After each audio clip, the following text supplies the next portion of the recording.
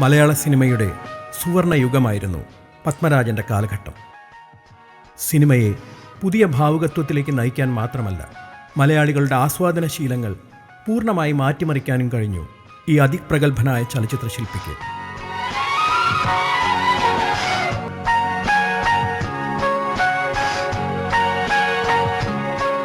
മനോഹരമായ ഒരു സിംഫണിയുടെ ഒതുക്കവും വൈവിധ്യവും ദൃശ്യചാരുതയും ഉണ്ടായിരുന്നു പത്മരാജൻ്റെ ചിത്രങ്ങൾക്ക്.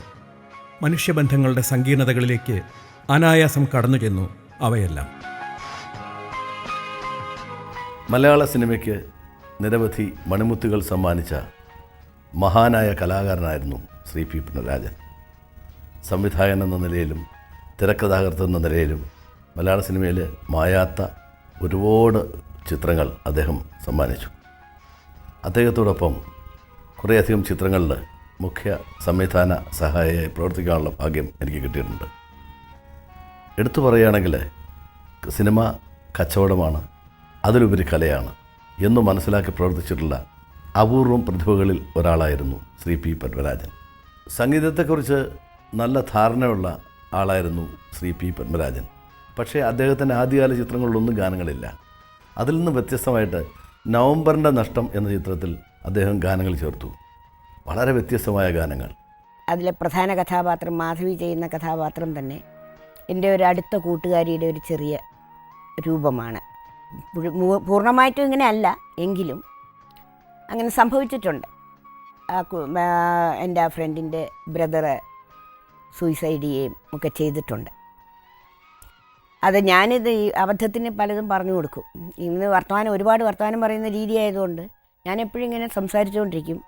ഇത് ഇദ്ദേഹം മനസ്സിൽ ഒരു കമ്പ്യൂട്ടർ ബ്രെയിനാണ്, എല്ലാം അവിടെ സ്റ്റോർ ചെയ്തുകൊണ്ടിരിക്കും. എപ്പോഴെങ്കിലും ഇത് കഥയായിട്ട് പുറത്ത് വരുമ്പോഴാണ് പലപ്പോഴും ഞാൻ പറഞ്ഞത് അബദ്ധമായല്ലോ, നാട്ടുകാരെല്ലാം എതിരായിട്ട് നിൽക്കുകയും നമ്മളോട് സംസാരിക്കാതിരിക്കുകയും ഒക്കെ ചെയ്യുന്ന അവസരങ്ങളൊക്കെ ഒരുപാടുണ്ടായിട്ടുണ്ട്.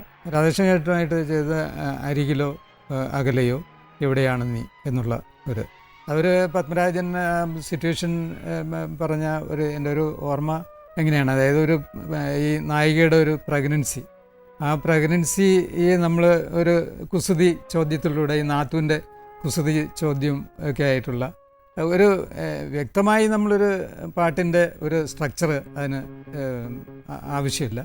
അപ്പോൾ ഈ ഒരു ബ്രോക്കണായിട്ടുള്ള ചില സംഭവങ്ങൾ, അങ്ങനെ ഒരു ബ്രോക്കണായിട്ട് ഉള്ള സംഭവം, പിന്നെ അതിൽ യാഹി മാധവ ഒക്കെ കയറ്റിയിട്ടൊക്കെ ഉള്ള രാധാകൃഷ്ണൻ ചേട്ടനും ഞാനും കൂടെ ആയിരുന്നു അത് ചെയ്തത്. പിന്നെ അരുന്ധതിയും ചിത്രയും ആയിരുന്നു അത് പാടിയത്.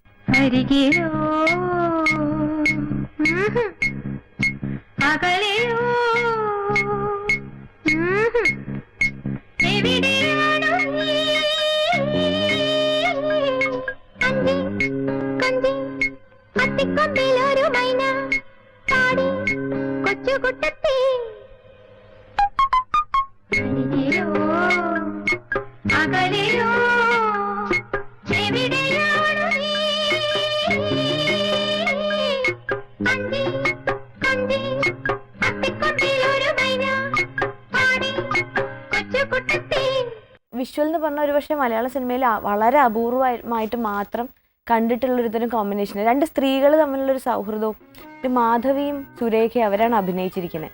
അവർ സുരേഖയുടെ ഭർത്താവിൻ്റെ അനിയത്തിയാണ് മാധവി അതിൽ, അങ്ങനെയാണ് എൻ്റെ ക്യാരക്ടറൈസേഷൻ.